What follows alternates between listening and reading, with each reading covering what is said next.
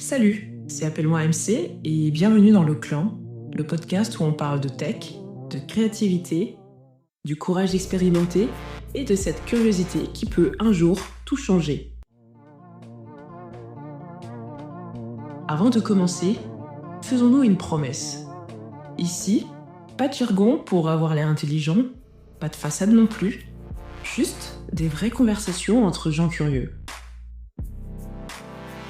Et si tu écoutes ça par hasard, je t'invite à baisser un peu le son. Parce qu'ici, on va parler des coulisses de la tech. Des choses qu'on ne dit pas toujours à voix haute.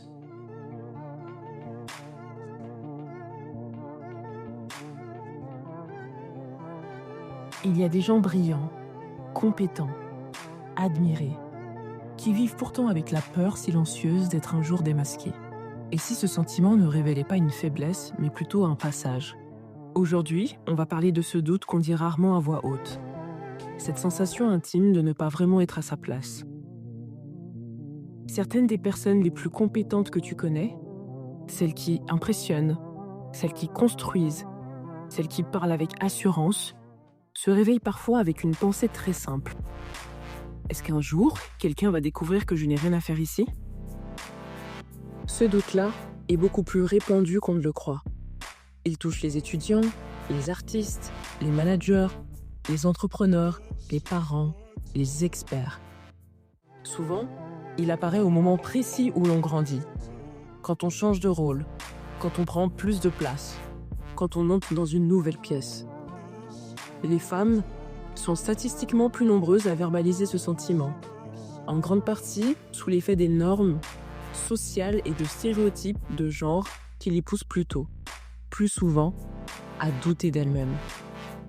Et ce qui me frappe, c'est que ce doute ne s'arrête pas aux débutants.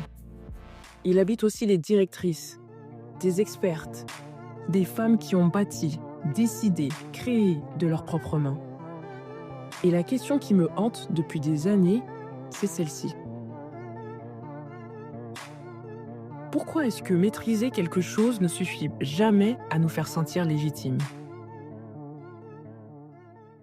Longtemps, j'ai cru que c'était un défaut à corriger, une faille à combler, quelque chose à dépasser en silence, jusqu'au jour où j'ai compris que je cherchais la mauvaise sortie. Peut-être que ce sentiment n'est pas là pour être éliminé, mais peut-être qu'il est là pour être écouté. Aujourd'hui, j'ai envie de te raconter mon histoire avec ce sentiment. Une histoire qui commence avec un magnétoscope à 2 ans, qui passe par une piscine municipale à 16 ans et qui finit par me conduire jusqu'à ce micro. Mais avant d'y venir, j'ai envie qu'on comprenne ensemble d'où ça vient. Ce que la science en dit, ce que les philosophes pressentaient déjà il y a 2000 ans, et ce que les chiffres nous apprennent sur l'ampleur réelle du sujet. Parce que très souvent, comprendre ce qui nous traverse, c'est déjà commencer à s'en libérer. C'est parti. Le terme « syndrome de l'imposteur » apparaît en 1978. 2 psychologues américaines, Pauline Rose Clance et Susan Emmons, observent un phénomène étonnant chez des femmes pourtant très accomplies. Malgré leur succès, elles ne se sentent pas légitimes. Elles pensent qu'elles ont eu de la chance, qu'elles ont trompé leur entourage, et elles vivent avec la peur d'être un jour démasquées. Clance et Emmons décrivent ce phénomène comme, je cite, « un doute maladif qui consiste essentiellement à nier la propriété de tout accomplissement personnel ». Ce qui est intéressant, c'est que Pauline Clance elle-même regrette aujourd'hui d'avoir utilisé le mot « syndrome ». Parce que ce mot laisse croire qu'il y a quelque chose de cassé en nous. Alors qu'en réalité, ce phénomène est beaucoup plus courant qu'on ne le pense. Certaines études estiment que plus d'une personne sur 2 le ressentira au moins une fois dans sa vie professionnelle. Et dans certains environnements très exigeants, comme la santé, l'entrepreneuriat, la tech, ce sentiment devient presque banal. Autrement dit, ce n'est pas un problème individuel, c'est une expérience humaine largement partagée. Une méta-analyse publiée en 2025 dans la revue BMC Psychology, portant sur plus de 11 000 participants, montre un taux de prévalence de 62% dans le secteur de la santé. Même dans un domaine où les compétences sont validées, certifiées, testées constamment, les gens doutent encore d'eux-mêmes. Et du côté des femmes entrepreneurs en France, le baromètre 2025 Entrepreneuriat et inégalité de genre montre un chiffre assez saisissant. 93% des dirigeants françaises ont déjà ressenti cette illégitimité. 93%. 9 femmes sur 10. Des femmes qui ont créé des entreprises, qui prennent des décisions, qui dirigent des équipes et qui doutent quand même. Ce n'est pas un problème individuel, c'est un phénomène de société. Mais ce qui me stupéfait, c'est que ce phénomène ne s'arrête ni à un pays, ni à un contexte culturel. Au Canada, des études menées dans le milieu médical, notamment auprès des femmes chirurgiennes, montrent que ces sentiments sont quasiment universels dans certaines trajectoires professionnelles féminines à haute responsabilité. Et à l'échelle de l'Amérique du Nord, les méta-analyses récentes en psychologie montrent que les femmes sont systématiquement plus touchées que les hommes, avec un écart qui reste stable dans le temps, même dans les environnements les plus compétitifs. Dans la tech, les études sur les ingénieurs logiciels montrent que plus de la moitié des professionnels vivent ces sentiments, avec une intensité encore plus forte chez les femmes. Et ce qui m'a marqué en lisant ces études, c'est que plus on monte en compétences, plus le doute augmente. Et ce qui me captive encore plus, c'est que cette idée n'est pas nouvelle. Les stoïciens, Sénèque, Marc Aurèle, Épictète, réfléchissaient déjà à quelque chose de très proche il y a 2000 ans. Pour eux, le courage ne consiste pas à ne jamais avoir peur. Le courage, c'est avancer malgré la peur. Sénèque disait que la plus grande victoire n'est pas celle qu'on remporte sur les autres, mais celle qu'on remporte sur soi-même. Et ça m'a profondément marqué. Parce que peut-être ce sentiment d'illégitimité n'est pas un signe qu'on devrait arrêter, peut-être que c'est juste le prix à payer quand on grandit. Et Steven Bartlett, le créateur du podcast Diary of a CEO et accessoirement une des personnes que je rêve interviewer un jour, formule ça d'une manière que je trouve brillante. Selon lui, le cerveau humain ne sait pas faire la différence entre « je n'ai jamais fait ça » et « je ne suis pas capable de le faire ». Notre cerveau interprète parfois la nouveauté comme de l'incapacité, comme si « je n'ai jamais fait ça » devenait automatiquement « je ne suis pas capable de le faire ». Pour le cerveau, c'est le même signal. Pourtant, deux réalités complètement différentes.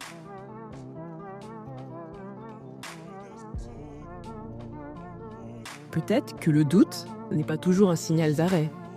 Peut-être que parfois, c'est simplement le bruit que fait la croissance.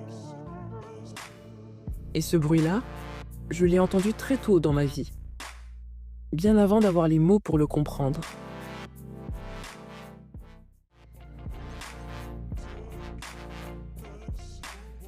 Tout commence avec un magnétoscope. J'ai 2 ans. Mes parents sont dans la pièce et quelque chose dans ce boîtier, dans les câbles, dans cette logique invisible m'attire complètement. Alors je le branche à la télévision. Je ne sais pas si mes parents ont compris ce jour-là ce qui se passait vraiment. Avec le recul, je crois que ce n'était pas un accident. C'était déjà un réflexe. Une manière d'entrer dans le monde en ouvrant le capot. Une curiosité qui allait me suivre toute ma vie. À 15 ans, cette curiosité devient presque une obsession. Je ne veux plus seulement utiliser la technologie, je veux comprendre ce qu'il y a derrière. Comment ça fonctionne, comment ça tient debout. À force d'explorer, je finis par maîtriser toute la suite Microsoft. Et normalement, ça aurait dû me suffire. Mais non, il me fallait plus.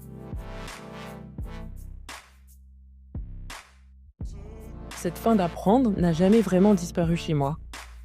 Dès que je commence à être trop confortable quelque part, il y a une partie de moi qui veut ouvrir le capot. Alors quand Windows devient trop familier, j'installe Linux. Au départ, c'est un ami qui m'en parle. Il me dit que c'est plus flexible, plus ouvert, plus sécuritaire que Windows. Il me parle de liberté, de système ouvert, du fait que des alternatives comme OpenOffice permettent de faire énormément de choses sans les mêmes contraintes de licence. Et moi, forcément, ça pique ma curiosité. Au-delà de l'outil, je découvre surtout une façon de penser la technologie. Une autre logique, une autre philosophie. En vrai, je réalise que ce qui m'attire, ce n'est pas juste apprendre un nouvel outil, c'est me remettre dans une position où je redeviens débutante, où je dois chercher, tester, me tromper, comprendre autrement. Ce n'était pas pour impressionner qui que ce soit que j'ai fait ça, mais c'était juste que l'inconfort m'a toujours plus appris que le confort. Et avec le recul, je réalise que ça devient un schéma dans toute ma vie.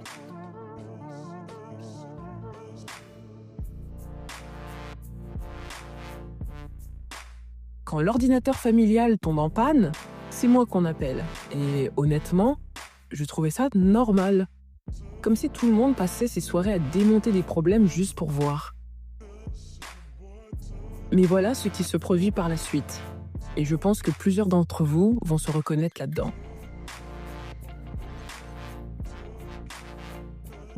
Le système d'orientation ne me dirige jamais vers l'IT. On me pousse vers le marketing, le droit, le management. Comme si quelque part, inconsciemment, la tech était un territoire que je pouvais approcher, mais pas vraiment habiter. J'obtiens un bac technologique qui effleure les technologies de communication, et ce mot « effleure » résume tout. On me montre la porte, mais personne ne me remet la clé. Puis plus tard, il y a eu mon mémoire de master. Je choisis de travailler sur le marketing digital à l'ère de l'IoT. Pour l'écrire, j'interviewe une dizaine de professionnels du monde de la tech. À l'époque, je ne sais pas encore qu'un jour, moi aussi, j'y travaillerai. Et je me souviens qu'au cours de l'un de ces échanges, un des experts qui travaillait dans la tech à la Défense à Paris me dit, presque comme une évidence, « Tu devrais y aller. Tu as ta place dans cet univers. » Sur le moment, je n'y crois pas vraiment. Parce qu'au fond, j'avais encore intégré l'idée que la tech n'était pas un endroit fait pour moi. Comme si ce monde n'était pas tout à fait fait pour une fille comme moi. Quelqu'un qui ne se sentait pas encore légitime et qu'on avait doucement orienté vers des domaines jugés plus naturels pour elle. Comme si certains couloirs restaient encore plus faciles d'accès pour les hommes que pour nous. Et pourtant, il avait raison. J'avais ma place, je ne savais juste pas encore comment l'habiter. Et encore aujourd'hui, j'ai parfois du mal à me revendiquer totalement de l'IT. Je me vois encore comme une hybride, une autodidacte, une intrapreneuse, quelqu'un qui apprend seul, porté par une curiosité presque impossible à calmer. Même quand le système essaye doucement de me pousser ailleurs. Et quand je dis le système, je ne parle pas seulement des écoles ou des institutions. Parfois, le système, c'est aussi l'entourage. Des gens qui t'ont connu dans une seule version de toi-même et qui ont du mal à accepter que tu changes de casquette. Parce que dans leur tête, certains territoires sont déjà attribués. Il y a les créatifs, les business, les techniques, les experts. Et dès que tu traverses une frontière invisible entre ces mondes-là, ça dérange. Alors quand toi, tu arrives avec un parcours un peu différent, parfois atypique, ça vient bousculer leur manière de comprendre qui a le droit d'être là.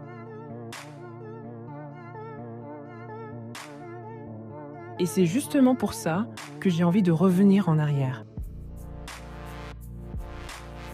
Parce que cette histoire, qui a le droit d'être là, Je ne l'ai pas rencontrée qu'une seule fois dans ma vie. Elle était déjà là, bien plus tôt.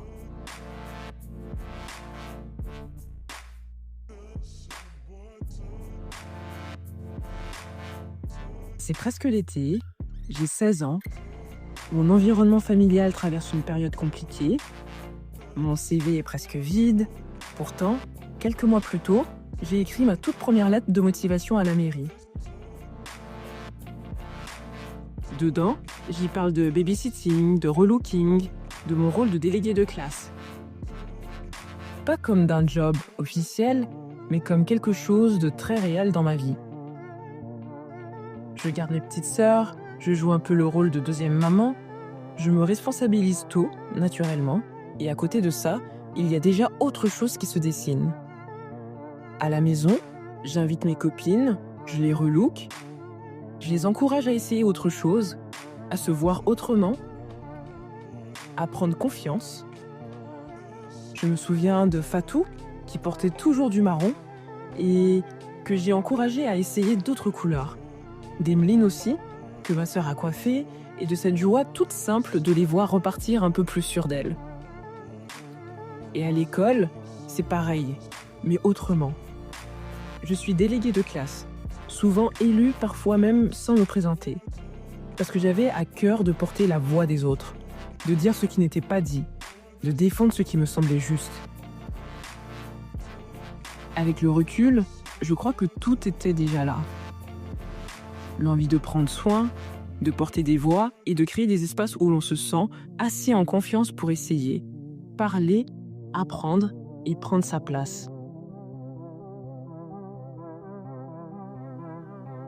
Et il y a aussi autre chose derrière cette lettre, quelque chose de plus pudique.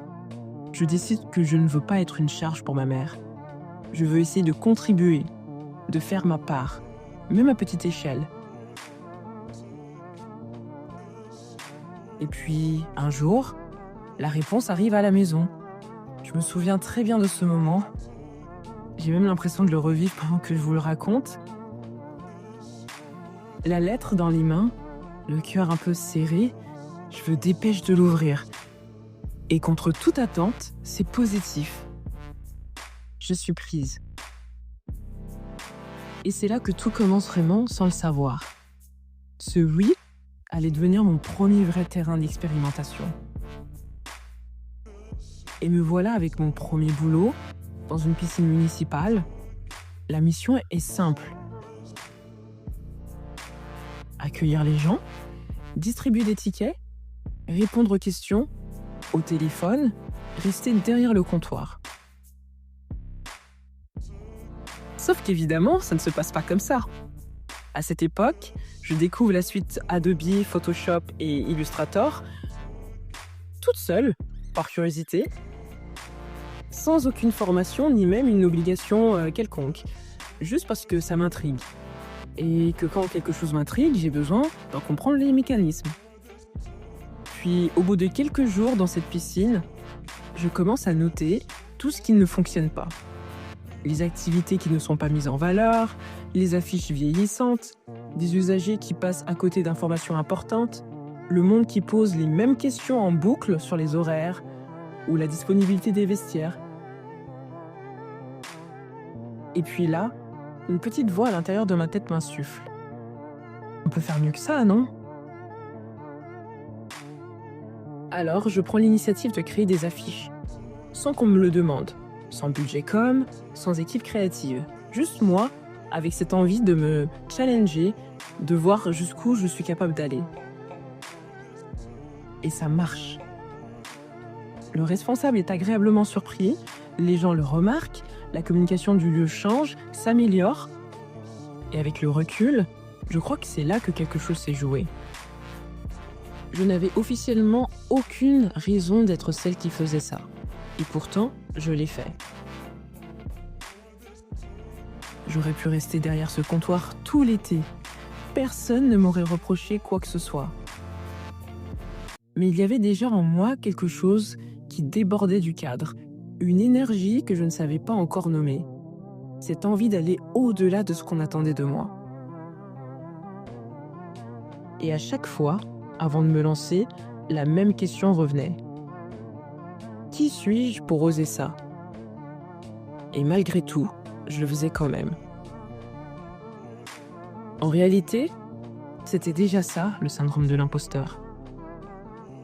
Et sans encore le nommer, j'avais déjà commencé à apprendre à avancer avec lui plutôt qu'à le fuir. Des années plus tard, me voilà dans une boîte fintech. Autour de moi, des ingénieurs, des architectes systèmes, des développeurs, et moi, au milieu de tout ça, avec mon parcours en marketing, en business, en créativité. Je vais être honnête avec toi parce que c'est notre pacte ici. Mon premier jour, j'étais terrorisée. Genre littéralement. Tout le monde lançait des acronymes à une vitesse folle. Et moi, j'étais là à chercher discrètement leur définition sur mon téléphone comme si ma vie en dépendait. Ce n'est pas glamour. Ce n'est pas le genre de moment qu'on met en avant sur LinkedIn. Mais c'est la pure vérité. Et puis, il y a eu un basculement. Je commence à prendre la parole en réunion, à poser des questions que je juge naïves, parfois même un peu bêtes. Et là, je réalise quelque chose d'inattendu. Je ne suis pas la seule à ne pas tout comprendre. Et c'est là que quelque chose se retourne en moi. Je comprends que je ne regarde pas cette pièce comme eux. Les ingénieurs voient du code, là où moi je vois des histoires. Je vois comment la technologie traverse les équipes, déplace les façons de travailler, transforme les expériences humaines. Je vois les frottements, les endroits où les gens cessent de se comprendre, les moments où la complexité devient un mur. Et instinctivement, j'ai envie de la traduire, de la rendre plus claire, plus humaine, plus partageable. Et ce regard-là, personne ne l'apporte exactement comme ça dans la pièce. Un jour, un collègue me dit « Tu vulgarises mieux que n'importe qui ». Cette phrase-là, je ne l'oublierai jamais. Parce qu'elle me fait comprendre qu'il y a de la valeur dans ce que j'apporte. Que mon regard n'est pas moins technique, il est différent. Je ne suis pas une ingénieure, je suis le pont, la traductrice, celle qui transforme la complexité en quelque chose que les humains peuvent réellement s'approprier.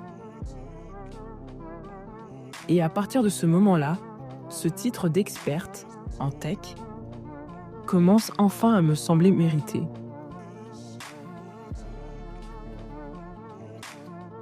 Et en y repensant, ça me fait penser à quelque chose que j'ai trouvé très beau chez Grayson Perry.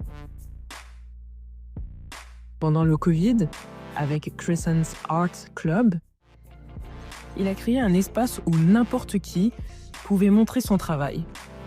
Pas seulement les artistes consacrés, pas seulement ceux qui savent, des milliers de personnes ont envoyé leurs œuvres. Et ce que je trouvais beau là-dedans, c'est qu'en plein confinement, il cassait cette idée élitiste selon laquelle l'art serait réservé à ceux qui se sentent déjà légitimes. Au contraire, il ouvrait la porte à tous ceux qui doutent, à tous ceux qui hésitent, à tous ceux qui créent encore avec leur tremblement. Et quelque part, ça racontait exactement la même chose que le syndrome de l'imposteur. Que ce vertige n'est pas toujours un signe d'illégitimité, que l'élan compte tout autant que la maîtrise, qu'il y a déjà quelque chose de précieux dans le fait d'oser montrer ce qui est encore fragile, encore imparfait, encore en train de se faire. Comme si finalement se sentir un peu imposteur au moment de créer n'est pas la preuve qu'on n'a rien à faire là, mais peut-être, justement, la preuve qu'on est en train d'entrer dans quelque chose de vivant. Parfois, c'est simplement le prix d'entrer dans un territoire où l'on est encore en train de devenir.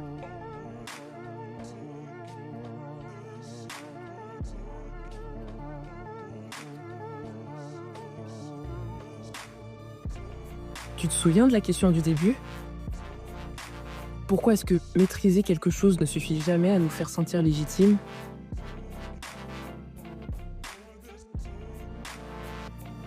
Voilà ce que j'ai fini par comprendre. Ce sentiment d'illégitimité n'est pas forcément un défaut, ni une faiblesse.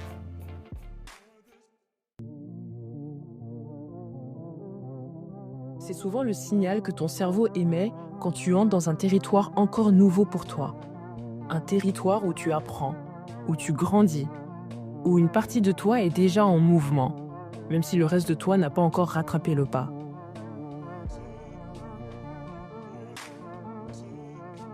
Et comme les stoïciens l'avaient compris il y a 2000 ans, c'est souvent exactement là que la croissance commence.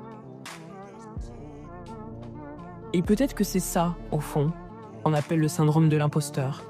Peut-être que ce n'est pas l'absence de légitimité, peut-être que c'est simplement le vertige de grandir dans un espace que ton ancienne version de toi n'avait jamais encore habité.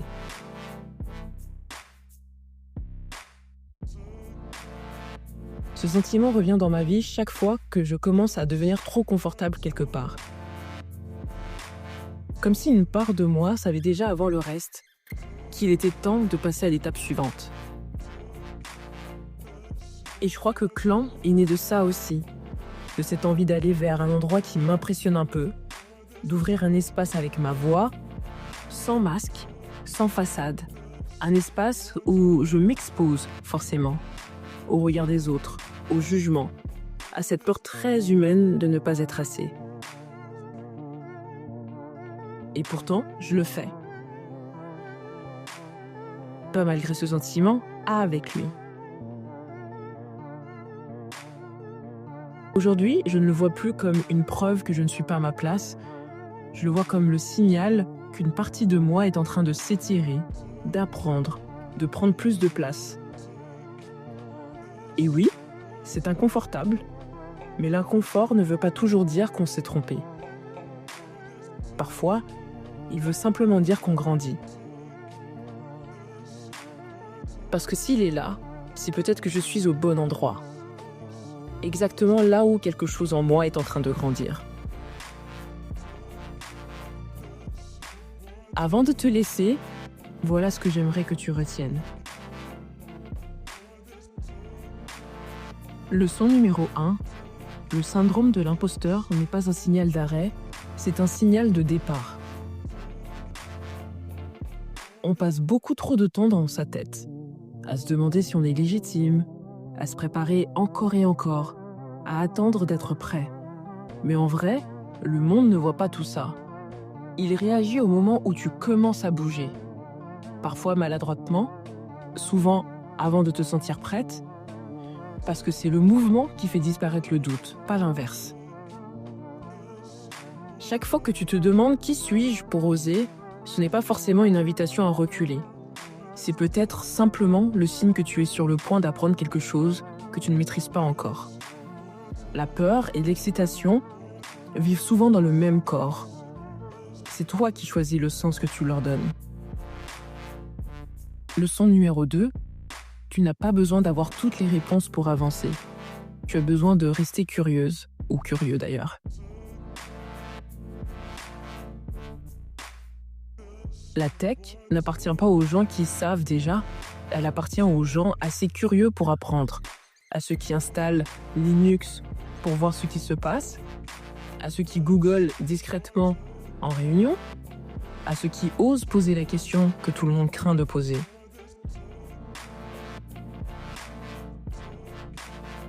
Leçon numéro 3, ton parcours atypique ou décousu n'est pas un défaut de cohérence, c'est une forme rare de valeur.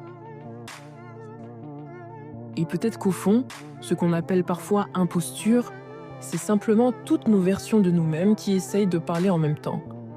Celle qui apprend, celle qui performe, celle qui doute, celle qui observe, celle qui crée. Et le vrai travail, ce n'est pas d'en choisir une seule, c'est d'apprendre à les réconcilier.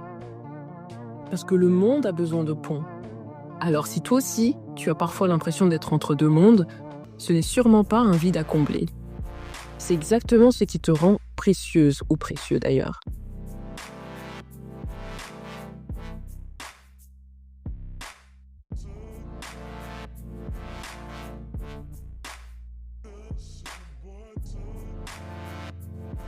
Voilà pour aujourd'hui.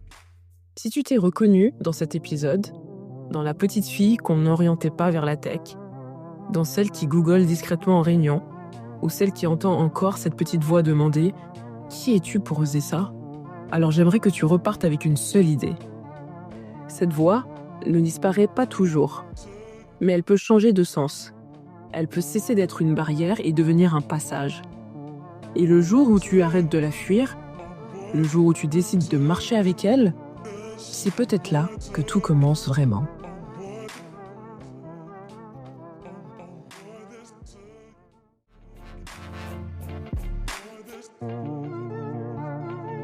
Si cet épisode t'a parlé, abonne-toi au clan et raconte-moi en commentaire. C'est quoi, toi, la pièce dans laquelle tu t'es sentie illégitime et que tu as choisi d'habiter quand même? Je lirai vos réponses et peut-être qu'on en fera un prochain épisode.